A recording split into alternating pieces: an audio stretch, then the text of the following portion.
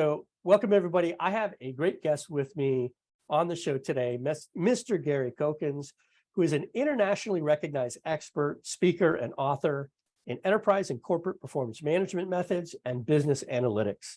He's the founder of analytics-based performance management, an advisory firm located in Cary, North Carolina, not too far from where I am. And his website is garycokins.com. We'll get into how to reach you and everything at the end. He received his BS degree with honors in industrial engineering and operations research from Cornell University in 1971.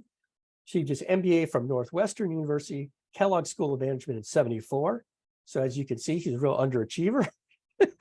And then began his career as a strategic planner with FMC Link Belt Corporation, then served as an FMC division financial controller and operations manager. In 1981, Gary began his management consulting career with Deloitte Consulting. My brother worked for them for a while. And then in 88 with KPMG Consulting. In 92, he headed the National Cost Management Consulting Services for Electronic Data Systems, EDS, now part of HP. From 97 till 2013, he was principal consultant with SAS, which a lot of you in the industry are very familiar with. They're a leading provider of business analytics software. So it was a long introduction, but Gary has a wealth of experience and knowledge, some of which we're going to get to have him share with us on today's show. So Gary, thank you very much for being here and welcome. My pleasure, John. Thanks for inviting me. So one of the first things that I want to ask you is, I always like to start with a little bit of context. So obviously I went through your background, but that's your professional background. I find it's always interesting to get a little bit of context on the person, not just the profession. So tell me a little bit about where you grew up. Well, I grew up in a very special western suburb of Chicago called Riverside, only 9,000 population. It's just west of Berwyn and Cicero, Al Capone, Cicero, but near LaGrange, Hinsdale, Downers Grove. But what's special about Riverside is it was the very first planned village in 1869 in the United States by the famous landscape architect Frederick Law Olmsted. It was a wonderful place. If you ever do a little look at the map of it, he didn't like grid pattern streets, so it's a spaghetti bowl. Still has gaslights. And so that was really special. I come from a working class family. I'm Greek American. My original name is Kokinos, obvious an OS at the end. My mom and dad had delicatessen, what else, were Greeks in Riverside.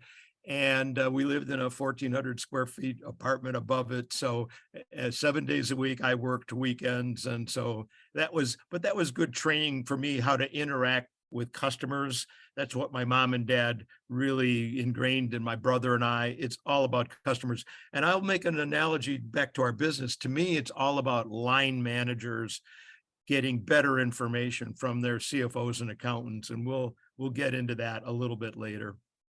Yeah, definitely. So I always find it interesting to kind of try to connect the dots between where someone is now in their career and what did you want to be when you grew up? So when you were, let's say, a teenager, what was something that you wanted to be? And if there's more than one, I'd love to hear about that. Well, I was very mathematical. I love mathematics and logic. And so I kind of knew I was headed for some sort of engineering, program. I probably shouldn't say this. I had early acceptance at Purdue University.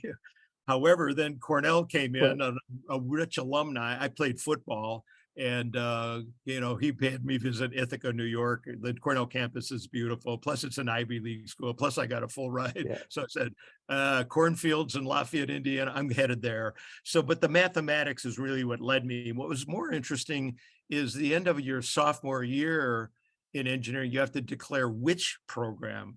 Chemical engineering, electrical engineering. I'm going, no. But industrial engineering appealed to me because it's all about really scheduling and optimization and fixing things. And I kind of like that. Regarding a career, I like to say to people, my career is over.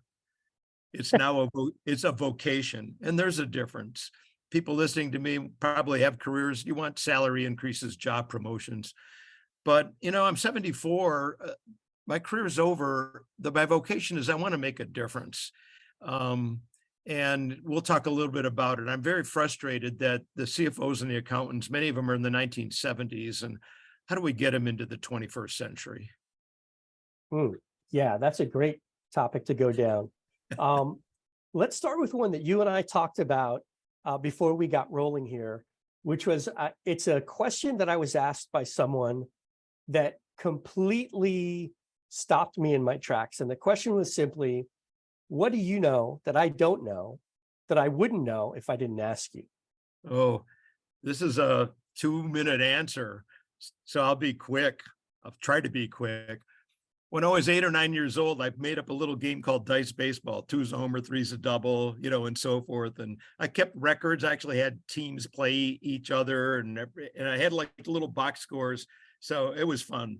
My mom got worried, that I was up there playing all summer long, but I was my high school class president, so I must have been okay. Fast forward I'm 27 years old. I'm in Milwaukee. The Society of American Baseball Research, SABR, people may be familiar with it from the movie Moneyball, Moneyball. had their conference in Milwaukee. So I basically went and I paid for the subscription membership.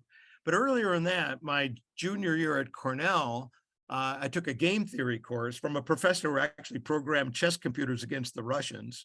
And for my project, what I did is I replaced the dice from the baseball game with a random number generator. And I don't want to go too deeply into it, but big deck of cards, took the entire semester to run it. I finished the baseball game, the computer baseball game, got an A+. Now, fast forward, I'm listening with this SABR, Society of American Baseball Research. You get a listserv where people put in their little messages. So I'm reading the message. This guy says, I'm in the Baseball Hall of Fame for the oldest computer baseball game, 1972. And I said, my computer program at Cornell was 2 years before that. So I wound up calling Cooperstown, New York. I get the receptionist. She says, let me put you in touch with James Gates, who's the curator and librarian of the Baseball Hall of Fame. He says, do you still have the program? Well, I'm the deck of cards, but I've got a copy of the printout. I'll mail it into you. I did. About 3 weeks later, I get a phone call. He says, Gary, this is James Gates. I have good news. I'm in the Baseball Hall of Fame for the oldest computer baseball game. I tell my grandsons, it's not like, Charles Lindbergh or the Wright brothers, but given the size of the computer game industry, it's a pretty big honor for me. Well, it's pretty cool, if nothing else. That is really cool. So that I love some of the responses that I get from that question, because the reason it hit me and it stopped me in my tracks is I think most of us fall into patterns in conversation sometimes. So somebody says hi, we reflexively say hi back, or they say, how you doing? We reflexively say great or good or something like that. And this is a question you can't really answer reflexively, and it always gets a really interesting response. Now, I can't think of another question I would have asked you that would have got that response, because it's a blind spot question, right? I didn't know enough about you to be able to even formulate that question. So that kind of actually, I want to step back for a second, because one of the promises that I make with this podcast is I talk generally about communication. I think any conversation we can pull lessons about communication, even if it's how we're doing it badly, and lessons we can learn, right? So one of the subtopics is context, which we already talked about briefly with getting some more of your background. Listening is one of the most critical communication skills, and one that I personally need to continuously work on. So I'm curious, who is someone in your life that you feel like is a really good listener? Well, he's no longer living, but he was my mentor, Bob Bonsack. He was the partner at Deloitte who I worked for. And mentors, very few people have had really mentors where he would spend time with me, teaching me, learning. I was just a senior manager, at the time. So he was a good listener, but he also taught me something else about in consulting, and in my first few years, because I had a good educational, quite frankly, maybe it was a little bit of a know-it-all. And he turned me 180 degrees. He said, rather than show off what you know, the best thing you can do is ask good questions. People will Mhm. recognize you by the types of questions you ask. And let me just sort of like segue from that. I believe today the best leaders and the best executives no longer have the best answers.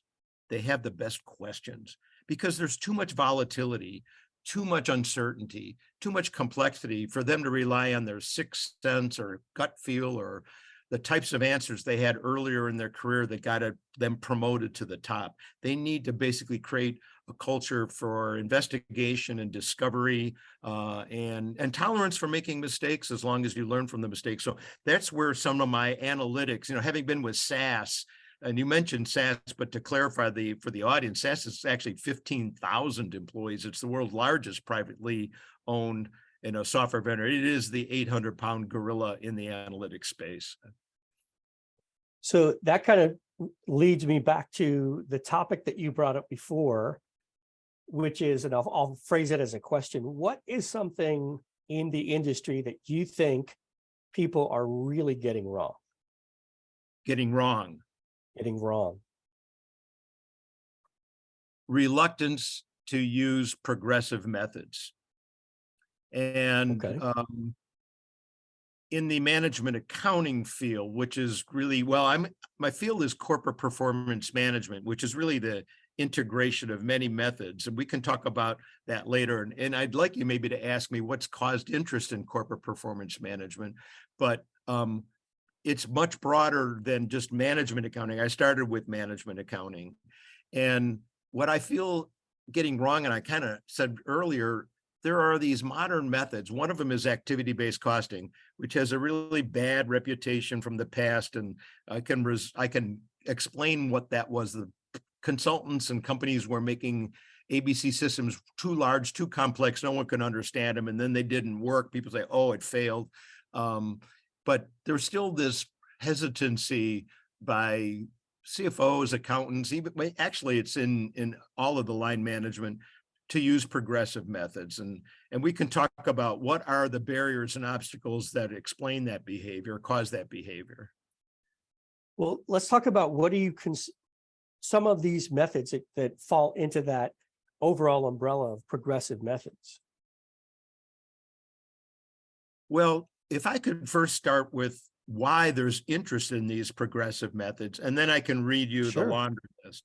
Now, this doesn't take 3 or 4 minutes, because I've got about 8 or 9 of them. The first one is executives' frustration with strategy failure. Most executive teams are pretty good at formulating strategy, or they'll bring in a high-end consulting firm. Their frustration is failure to successfully implement the strategy. And there's some empirical evidence on this. The Chicago, I did mention I was raised in Chicago. Yeah, go Cubs, go Mhm. Bears. That executive recruiting firm Challenger Gray and Christmas in Chicago monitors the involuntary turnovers of CEOs in North America. It's been increasing every year. And I believe why is post Enron, the tanking of Anderson Consulting was made board of directors take their job far more seriously with governance. And a good example would be Carly Fiorini at Hewlett Packard. They gave her, a couple of years to implement HP strategy. She didn't, they terminated her. Second reason is increased accountability. Today there's no place to hide. Managers and employees will be monitored. They will be measured. Doesn't necessarily mean their jobs are at risk, but it could adversely impact their salary increases and job promotions. 3, more rapid decision making. Unlike a few years ago when we could test and learn and have meetings in conference rooms, today people are on the phone, go or no go, yes or no. They have to make a decision in near real time. 4th, mistrust with the management accounting system. I mean, the reality is most managers do not trust the management accounting. And of course, the bane of it is cost allocations, overhead cost allocations, more properly referred to as indirect expense. The accountants, they're lazy, it's convenient, they spread overhead like butter across bread using cost allocation factors like number of labor hours, units produced, sales amount, head count, full-time equivalent, square feet. None of those allocation factors reflect the unique consumption of the expenses in the end-to-end processes and the activities belong to them. Activity-based cost resolves that. Another one, 5, poor customer value management. The reality is customers are the source of wealth creation for shareholders and owners. The problem is most accountants and CFOs are not measuring customer profitability. They're stopping halfway down in the income statement at gross profit or service line, income. They're not including channel distribution expenses, marketing expenses, selling expenses, cost to serve. And when you get true customer profitability, it's shocking to most companies because they think, oh, our largest sales customer must automatically be our largest in profit. No, because your largest customers may be highly demanding. For example, always changing delivery schedule, never buying standard, always special, always calling help desk, always returning goods. And when it traces all that, you discover what? They're not most profitable. In fact, they could even be unprofitable. And so the reason customer profitability information is needed is because what marketing and salespeople are asking is which type of customer is more attractive to retain, to grow, to win back and acquire, which types are not. Next, get ready for this, poor contentious budgeting.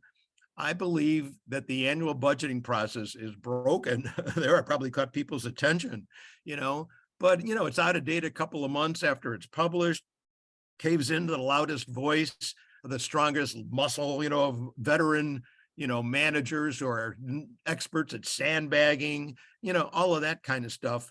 And the way in which companies do budgeting with spreadsheet, they give, in other words, every manager fills out a spreadsheet, January to December, each line item, including rubber bands and paper clips, and then you give it, someone consolidates the spreadsheets in the accounting department, you give it to the executives. They say, okay, but not good enough. So all the managers change some of those numbers a little bit lower, consolidate it back to the executives. They say that's better, but not good enough. Up, down, up, down, up, down, up, down. Come on, you almost want the executives to answer what number did you want in the first place? But that would tell us their aspirations. We want to know realistically, and I don't think there's enough time in this podcast to say you can integrate these corporate performance management methods to be much more of a replacement for the budget, but more importantly, rolling financial forecast since the budget's out of date. Real quick, 2 more: dysfunctional supply chain management, which may not apply to many listening to me. You may be in the retail with consumers, but for those in the supply chain, the problem there is most customers view their suppliers as the enemy. It's an adversarial relationship. And if we can negotiate lower price in a supplier, and we put them out of business, so what? We can always get another supplier. That's got to stop. It needs to be a marriage. Supply chains are competing against other supply chains. And finally, the last one is, unfulfilled return on investment promises from large ERP systems like Infor or SAP. The problem there is if you ask the chief information officer, the director of IT, 2 years after you've gone through the long journey of trying to implementing the ERP system, you ask them, how well do you think the ROI has met or exceeded what the software salesman sold you on 2 years ago? They'll be hard pressed to say, yes, we went through a lot of effort here to get this thing calibrated and formulated and all that stuff. That does not mean you don't put in the ERP system, but because it just produces data, what these corporate performance management methods do is it converts the data into information, and that provides, if you will, the information for insights and making better decisions. Now, I know I'm going long, but let me quickly talk about corporate performance management. What it really is, it's not a single process. It's the integration of multiple methods. And here are some of the methods that are part of, and think of them like gears in a machine where they're meshed together. The first one is profitability reporting. I already mentioned how activity-based costing can resolve that or address that. The next is strategy maps and balanced scorecard, strategy deployment. The tools from Professor Robert S. Kaplan, the guy that trained me on ABC with KPMG, and Dr. David Norton, helps basically with assigning KPIs and targets on KPIs to align the behavior of the employees with the strategy. That resolves that thing about CEOs, being terminated. Another is the process management tools, lean management, Six Sigma, quality management, and the like. That's the operational people. They pretty much don't care about strategic information.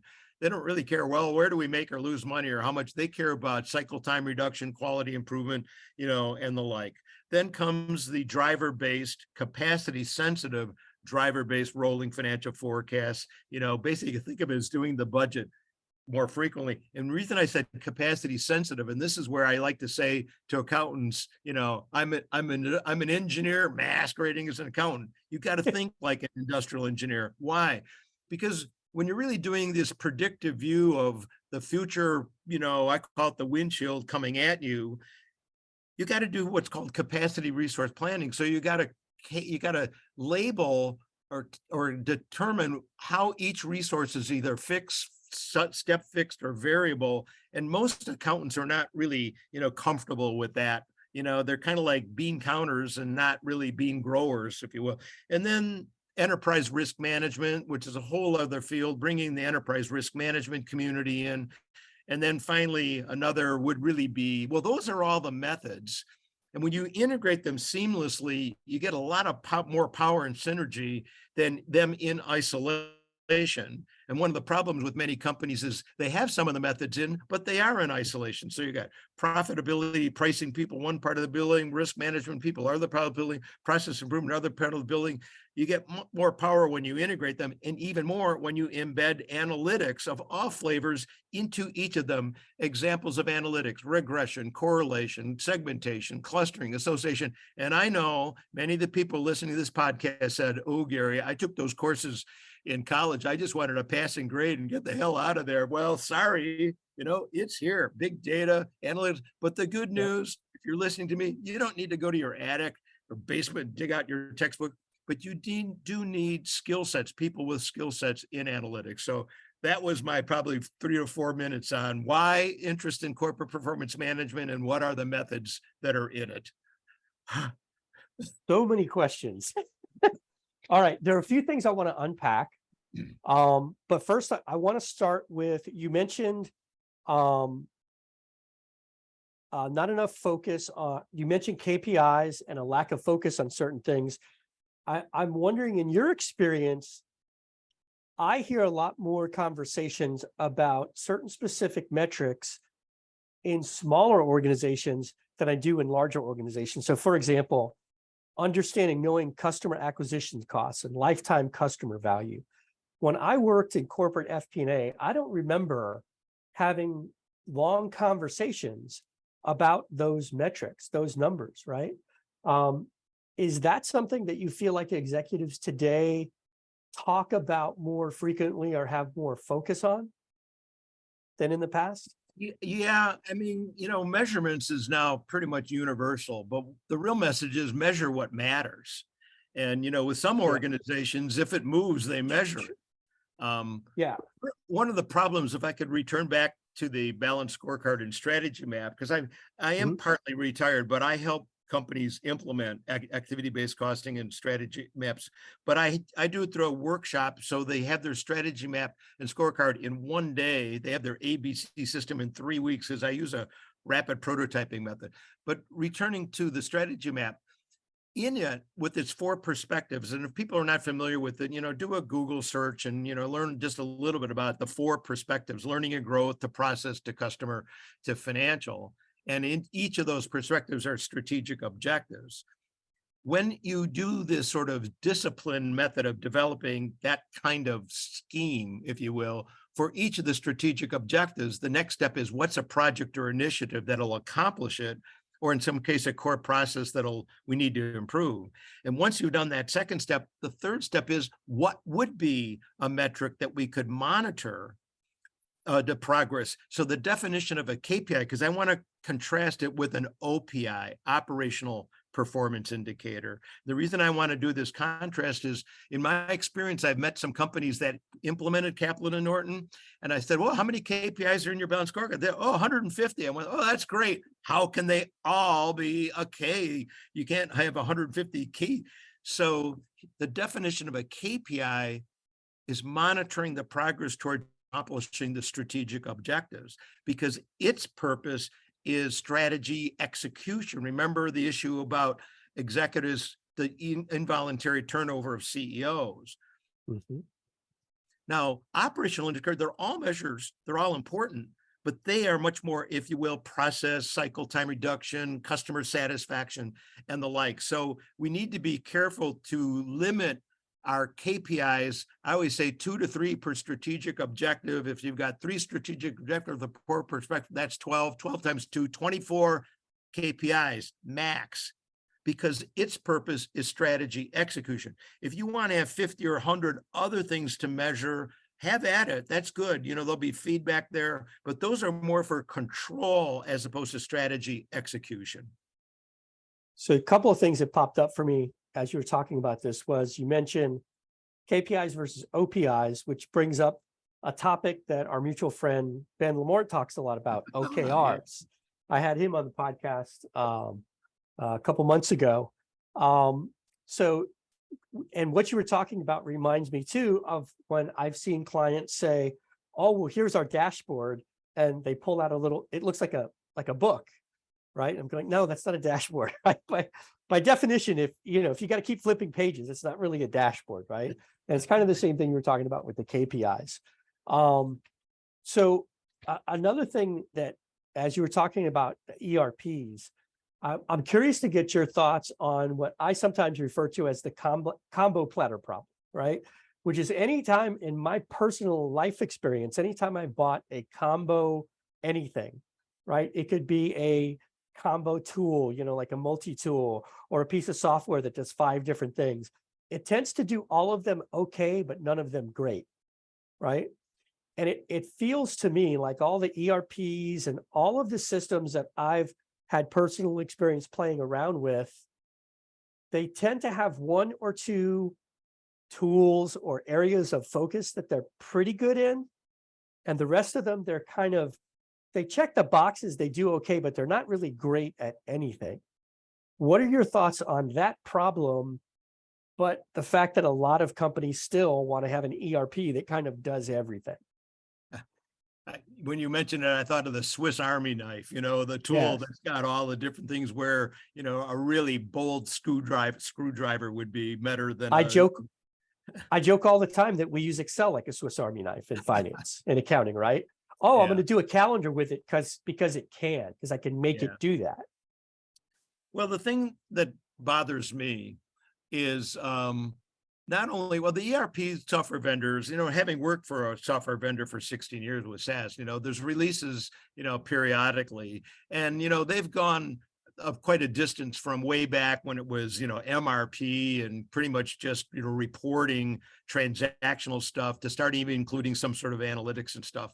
But but what bothers me is even the FP&A software vendors, and they are basically, think of that, maybe that's a part of an ERP system, because the ERP system is really a business planning and operational, forecasting, production and inventory control for manufacturers, and similar stuff for service organizations. And I'm not going to name the names of the FP&A software, but there's about 10 of them. When I ask them, how well do you do activity-based costing? They kind of say, well, we have a cost allocation engine, and it's typically a step-down allocation, which doesn't have the cause and effect relationship of drivers. And the reason I'm concerned about that is when you do the forecasting to get to, rolling financial forecasts to get to pro forma income statements and balance sheets, which what's the next step? Net cash flow, which was of high interest to board members during the COVID, because they wanted to know what's going to happen to this company that I got governance. You need unit level cost consumption rates. I'm going to talk industrial engineering here to do this forward looking thing, because you've got to multiply the volume and mix forecast times the unit level rates to solve for the number of type of employees and purchases with suppliers, all that stuff. So for an FP&A software vendor to say, we're doing the planning, but they don't have the unit level cost consumption rates, which are a fallout bonus from the ABC system, then you really can't do valid planning, because you're not really doing resource capacity management. Now, a solution to that is there's a lot of, if you will, special software vendors like activity-based costing, I'm involved with about 10 of them. In fact, I want to just point out, my finger is pointing Profitability Center of Excellence. I'm one of the directors with it. It's a not-for-profit. And we have some interest groups. So one of our interest groups is 10 ABC software vendors. And we have meetings with them. And it's really interesting because they're all competitors. But we talked them into having these meetings. So we said, look, this isn't about fighting over the slice of the pie. This is how can you grow the pie so that all of you can make some money. So the point is, these little tools, or they're not little, are really very useful. And at some point, the FP&A software vendors may, expand these offerings, but currently, I'm not seeing it. So one of the things that you talked about, one of your 9, I'll call them pillars. I don't know if that's how you refer to them. They're causes. Causes. And forces and pressure. Yeah. She mentioned executive frustration with strategy implementation. In your opinion, what are some of the primary causes when you look at it kind of across the board that seem to be common frustrations with strategy implementations? A couple of things. One, failure to communicate strategy to managers and employees in a way they can understand it. I mean, just for example, hypothetically, if I went into any organization and randomly interviewed 10 employees in the hallway and said, quick, 2 minutes, can you articulate your executive team strategy, mission, and vision? How many of the 10 could do it? Probably none. So if they can't understand the strategy, mission, and vision of the executives, how do we expect them to understand what they do each day, each week, and the decisions they make contributes to the strategy?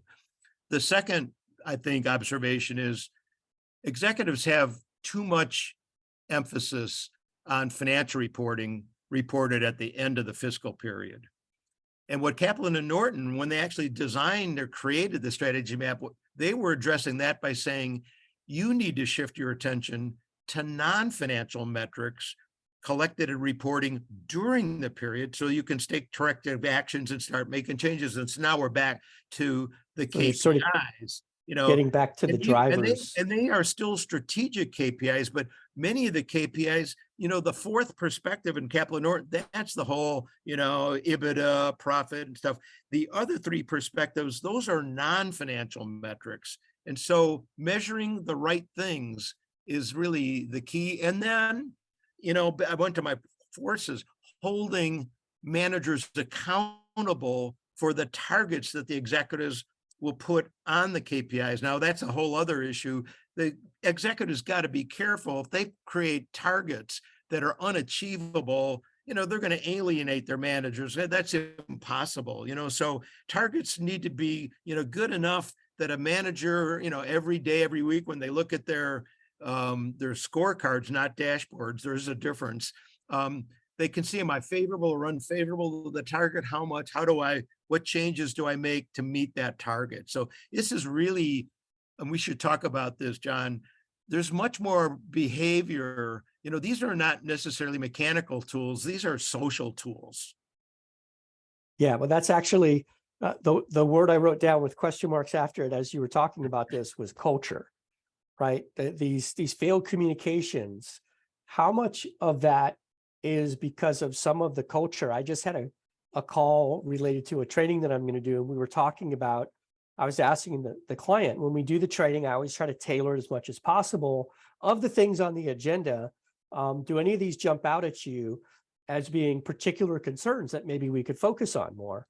And culture was one of them they talked about, where there are certain aspects of culture, some of it that's within the company culture, some of it that has more to do with they have people in different countries. So you have company culture coming in, and they all have an impact on communication.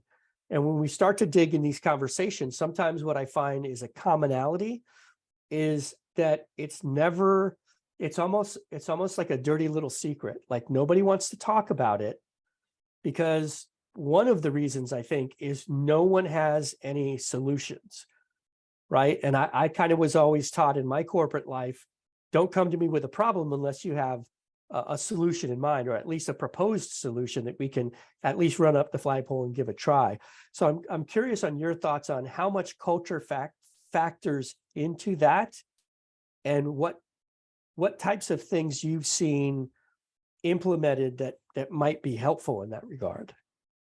Let me answer that and include culture with a little broader answer. And I'm going to sort of segue back to something I said earlier that, many of this humorously, the CFOs and accountants are in the 1970s. How do we get them to the 21st century? The problem there is what I call the imbalance. Many of their focus is external statutory financial reporting for the SEC, IRS, government agencies, not enough on management accounting, which would include activity-based costing, lean accounting, and the like. But I mentioned that my frustration is the slow adoption rate. What's taking so long for these organizations to basically implement and embrace these? And I start with the first one, and it's got nothing to do with technology or software or systems. It's all about people. And it starts with resistance to change. It's human nature. People like the status quo. I like to say only babies like change of diapers, but there's some other social barriers. There's fear of others knowing the truth. Oh, I don't want the other departments to know what my cost. There's fear of being measured. There's fear of being held accountable. And then I'll say it, there's weak leadership. Not every organization's executives have the highest IQ. So to really successfully implement these, you need some behavioral change management skills. And, I do a lot of seminars or conferences for state CPA societies because the CPA's got to get their CPA, and I ask them at this point, raise your hand. How many of you have undergraduate degrees in sociology or psychology? None. You're all what I call Newtonians, like Isaac Newton. To you, the world's a big machine. Give me the levers, pulleys, dials. I said, you need to have a little bit of Darwinian, Charles Darwin, sense and respond, to these things. Now, you asked what can be done to sort of mitigate it, or if you will create this change. First, you've got to have leadership. The problem with leadership is many leaders, I would like to say, don't have followers. A leader without followers is just taking a walk in the park. In my mind, there's a difference between leaders and managers. Managers, spreadsheets, work charts, budgets, all of that stuff. What leaders require, I think, two things: vision and inspiration. And so that inspiration to get people to follow them, and that's going to come through the communications. And this is going to be part of the cultural thing. But if I could just elaborate, I've been using for the last 15 years to advise people, how do you create change? How do you overcome resistance? Which is, here's the formula. People may want to write it down. D times V times F is greater than R. D as in dog, V as in Victor, times F as in Frank is greater than R. R's resistance to big numbers. So everybody should be asking, what's D, V, and F? But before I tell you, if any of them are zero, those three, or very small, the left side of the formula is not going to overcome. So you need all three in abundance. All right, what are they? D stands for discomfort with the current state. Unless people have some sort of unhappiness, they ain't interested in changing. V stands for a vision of what better looks like. So if they've got big D, discomfort, they're looking for the lifeline or the lifeboat, and that's where the corporate performance management solutions come in. But you would like to think, well, if they got big pain, big D discomfort, and you got the solutions, we're home free to overcome the resistance. No, F is the sleeper. F stands for first practical steps, because if they think your solution is impractical, overly theoretical, unaffordable, they're not going to go anywhere. So to kind of bring this, kind of like close the loop on this, the experiences in my life, and I sort of mentioned this earlier, is it's key is to ask pain questions of people that have decision-making authority. Now, you got to be careful. It could be career limiting, because if you start asking the CEO questions like, does everybody understand the strategy? Are we measuring the right things?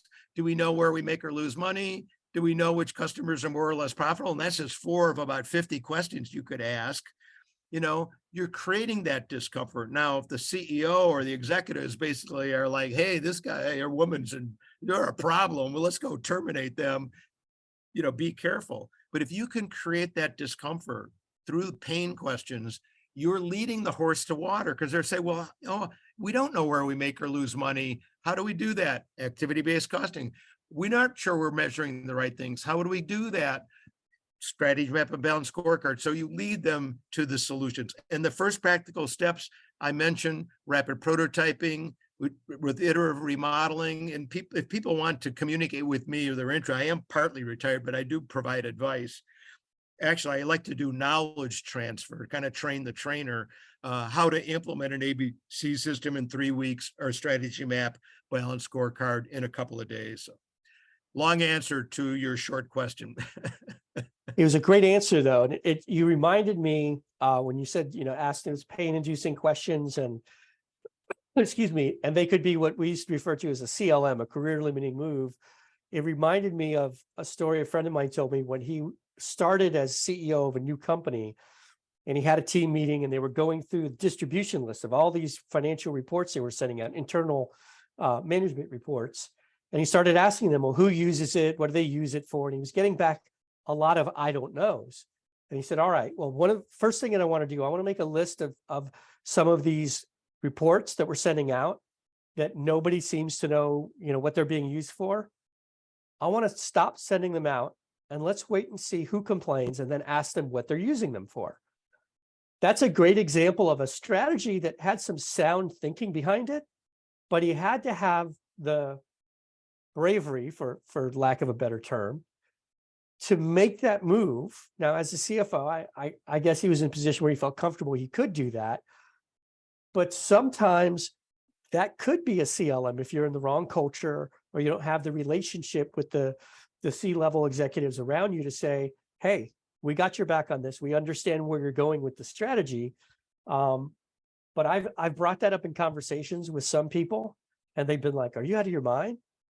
That's crazy. I would never do that. And it's that fear that you're talking about, stopping them from a lot of that. So the questions are, it's one of the biggest areas of opportunity, I think, for myself, not just as someone who has a podcast who interviews people, but also in every other thing about life. And not to get too overly philosophical, but there's a lot of philosophy centered around the whole idea that questions are the answer, right? I'm sure there's multiple books that have that somewhere in their title, but the quality of the questions that we ask to a great degree determine the level of success that we have, I think. And I have 2 books. They're sitting right over there on a little side table, specifically on decision making.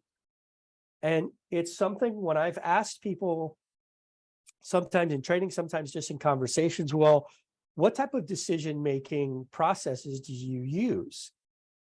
And what I typically find is the vast majority of people have absolutely no structured, systematic ways of making decisions. And then I'll ask a follow-up question. Well, how do you decide if you made a good decision? And most people who have no background in decision science will say, results. I don't care about anything but the results. And then I'll bring up the classic example. What about if somebody, let's say you came to my house for a party and you had a few too many drinks, you got in your car and you drove home. I think most of us would agree right off the bat, bad idea, bad decision, right? But then that guy gets home, goes to sleep, wakes up the next morning, thinks, I feel pretty good. I got home okay. Nobody got hurt. Yeah, maybe I wasn't as drunk as I thought I was. Maybe I'm a better driver than I think I was. And based on the result says, you know what? That was a good decision to drive home. Mm. And again, I think we could all agree, bad decision, good outcome. You got home safe. But how many times in our business life do we have that type of experience where we only look at the result and we don't look at our decision-making process? Is any of the work that you do working with people on decision-making processes, structures, anything along those lines? First, I'm glad you bring up decision, because to me, in the end, it's all about decisions, but you've got to work backwards with the end in mind. The decision, where you really start is you got raw data to reporting to, a little bit of drill down business intelligence stuff, to, descriptive modeling, meaning last month reports, to the predictive, view, budgeting, forecasting, and so if you can imagine, there's an exponential curve. This is the return on investment from information. Think of the ROI on information, and I think there's a shift from the ROI on tangible assets like buying trucks or machines or hardware to the ROI in information. So it's an exponential curve. The problem is many organizations are stuck in just those first two stages, raw data and standard reports. All they can answer is what happened, Well, even when they get some sort of drill down software from their IT director, like Python or R or Alteryx or SAS, my vendor, or Power BI for Microsoft, they're still limited to just answering what happened. It's not till we move into the corporate performance management methods that I started to describe, that we can answer why did it happen, because we have causality factors there. Activity-based costing is all based on cause and effect relationship, not this butter spreading thing, so that leads us to what are the options, what are the types of decisions we could make. Then if you're familiar with, there's actually a continuum stages of maturity of analytics that at the top is prescriptive analytics. It's optimization. And you may know, I wrote a book, co-authored a book 10 years ago called Predictive Business Analytics. I thought, oh, that's Mount Everest, that's as high as it could go. Then all of a sudden prescriptive, took us, but that's okay. So I think that's the how you work backwards with the type of decisions. Now, in terms of results, I think that is, there's always these ROI questions. I'm a little uncomfortable with that. But I think when you are making the decision, there should be some sort of list of how will we determine 3 months from now, 6 months from now, 12 months from now, the impact. Think of it as the impact of making that decision. And, that's where metrics will come into play.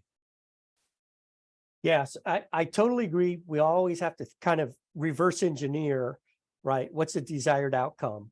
But one of the examples that I have used to another sort of way to make the point, way back in the day when they were the 10-ton gorilla, I worked at Blockbuster in mergers and acquisitions back in the early 90s.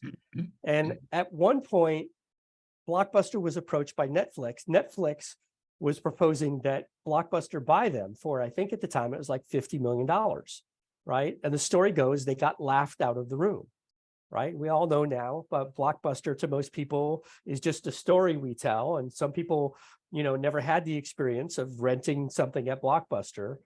But I bring that up sometimes because if I ask people, does it seem like Blockbuster made a big, bad decision, like a really stupid decision in not buying Netflix? And most people would just immediately reflexively say, well, of course, look at Netflix now. But what information did they have? What did they know at the time that they were using to make their decision? And I like using that example because it's old enough that most people haven't got a clue what knowledge those people had, what was going on in the business environment, where was Netflix at that time, where was Blockbuster, what was the competitive environment. They have no context other than, well, the result is Blockbuster's gone and Netflix is huge. So in hindsight, it seems like they were bozos. But do we really know? I worked at Blockbuster and I couldn't tell you because I wasn't in the room and I didn't work there anymore at that point. There are so many of these things that without understanding the parameters of what people had to make that decision and the constraints that they had, we can't even judge from the outside sometimes if it was really a good decision or a bad decision. Mm-hmm. But not to get too far down that rabbit hole. And I want to respect your time. We're about at the time slot that we had talked about. We can go further. I'm enjoying this. Great. So there is a question, and I have it on a piece of paper here, but I'm not going to search for it. I think you know the question. I think it's a Peter Thiel quote. It's something along the lines, and I'm paraphrasing, that we tend to question everything except for our beliefs. And the beliefs that we really hold strongly, we tend to never question. So I'm curious, let's just pick one so we don't go too broad. What is one belief that somewhere along the way in your career or your life that you realized was wrong or not serving you, that once you let go of that belief and adopted a new belief, it led to some kind of an improvement. Well, I kind of referenced this during this interview. Um, it was earlier in my career. I think I said kind of behaving like a know-it-all. Oh, I know the answers. I've implemented this, and it was Bob Bonsack, my mentor, who basically said, you need to do a 180 degrees on this. It's not about, the belief that if you demonstrate to people how competent you are and how skilled you are and how knowledgeable you are, they're going to basically buy your services or, follow you. It's turn it around and just ask those salient questions, I think my belief better was, oh, I've got these degrees and I've got all this stuff. My belief was I'm a star, or I can help. I know I could help, but the way in which I'm going to help, I've got to do it in an indirect way by, communication, hearing that, being a listener, the things that you talked about, earlier. Like I said earlier, there's so much social aspects to any organization. It isn't about spreadsheets and numbers and that's a part of it. You got to have the facts, but although here's a phrase I often use: in the absence of facts, anybody's opinion is a good one. I'm going to repeat that. In the absence of facts, anybody's opinion is a good one, but usually the biggest opinion wins, which is the opinion of the boss or the boss of the boss. So, to the degree they're making decisions on gut feel or intuition or their so-called sixth sense, any organization is going to be at risk. And let me come back to Blockbuster. I can't remember, I have them in some of my presentation slides, but I think of the original S&P 500, only 74 have survived. And of the actual Forbes 100, I think only 15 have survived. And so Toys R Us, Blockbuster, I think the issue there is when a company or it could be company is successful, they think they can ride on their laurels, but each new month, each new quarter is a new day. And so you got these competitors coming in. I mean, look at Amazon. They started as a book publisher and now they're invading, the television networks with streaming as an example. So you can't rest on your laurels. Yeah. So to follow up on that, you said something about questions. And I know I listen to a lot of Tony Robbins stuff. I'm a big fan of his, and he's very big on questions, especially questions we ask ourselves. So I'm curious if there are any particular questions that you've asked yourself that stand out, that have made you kind of look at something differently and led to maybe an aha moment, a paradigm shift in how you did something or how you thought about something. Yeah, it's a life balance question. I mean, if you love what you do, you never work a day in your life, and that's me. But I also have a wife, my rock, Pam, 30 years. And I think earlier in the marriage, if you love what you do, you never work a day in your life. I loved working. But somewhere along the line, she got my attention to say, there's more than work to love. And I'll just sort of leave it at there. That was sort of my aha, and now I've got grandsons, 20 and 22, and I'm from a very large Greek family. My dad was the youngest of 9. I keep the family tree. There's 62 living descendants from Achilles Kokinos from Greece. So things like family, high school, golly, I think I mentioned I was my high school class president, but I help organize our class reunions every 5 years. Those are wonderful, and maybe we could maybe start winding down by my saying this. I think the best things in life are not things. They are relationships, whether it's, friends from that you grew up with or relatives. So Maybe that was the transition I made. Thank you, Pam, for kind of like nudging me. Yeah, I definitely agree with that. And it's funny, as you were saying that, I thought of two sort of completely unrelated things, which is my girlfriend and how she's shifted my mindset on that.